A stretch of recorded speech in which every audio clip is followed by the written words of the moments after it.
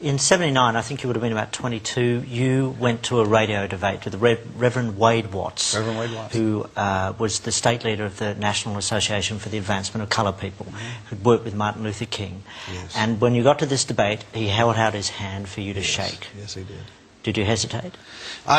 He caught me off guard. See, I'm expecting this black militant to come in with a great big afro this big and an African dashiki on with bones hanging around it and a button on that says, "I hate honkies" and "death to crackers," you know, all that stuff. And I figured he'd have on a You seriously thought Yeah, that? that's what I thought. And I thought he'd come in there carrying a boom box blaring out the theme from Shaft. I figured he'd flash the switchblade at me and go, "Black is beautiful, honky. I'm going to kill all you white devils," you know. That's what I thought I was going to see.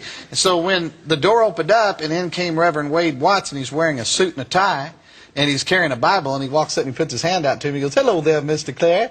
I'm Reverend Wade Watts. I just want to tell you I love you and Jesus loves you." And I mean, I'm shocked, you know. And then he puts his hand out, and I'm shaking his hand without thinking, because this wasn't what I was expecting. Then I realized I just broke a Klan rule, and I jerked my hand back, you know.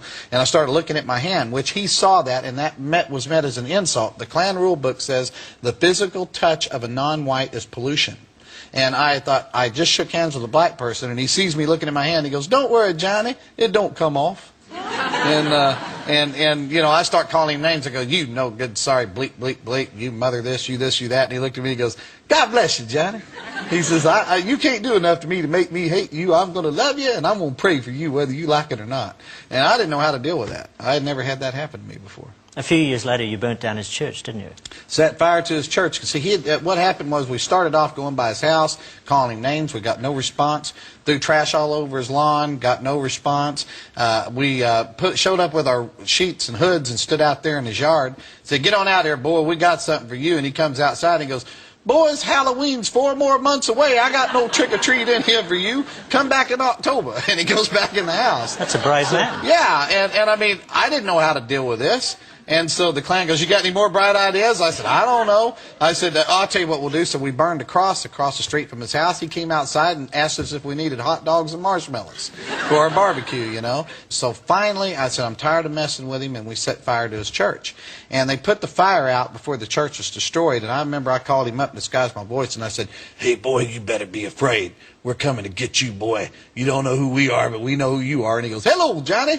And all that stuff. He goes, "A man like you takes the time to call me. I'm so honored." And all that stuff. He goes, "Let me do something to you." He goes, "Dear Lord, please forgive Johnny for being so stupid. He doesn't mean to be so ornery. He's a good boy trying to get out somewhere in there." And I hung up the phone on him. I said, "How dare him?" And so the funniest thing that happened with him, though, is I didn't know what to do, and I was at my ropes in. And one day we was watching him, and he went into a restaurant.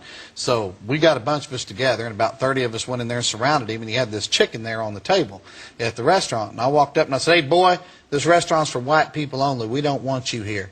I said, "So I'm going to make you a promise." I said, "I promise you we're going to do the same thing to you that you do to that chicken. So you think real hard before you touch that chicken." So he looked at me and looked at the Klan, then he picked up the chicken and he kissed it. And when he kissed the chicken, the whole restaurant acted just like y'all did. They all start laughing, you know, and everything. And I looked up, and even the Klan was laughing. You got to admit, that was funny. I said, "Every one of you outside." I'm outside, and they're doubled over laughing. I'm going, "You guys are going to get suspended and lose your robe for 2 weeks." I said, "I'm getting tired of this." And I'm hollering at them and yelling, and they're laughing. I heard a horn honking, and Reverend Watts is driving off going, "Bye, Johnny," you know, and stuff. And that's how he chose. That's how one old black, we never bothered him again, and that's how one old black man defeated the entire Ku Klux Klan, because he used this instead of brawn. And he used this too, a very brave man. His heart, yeah.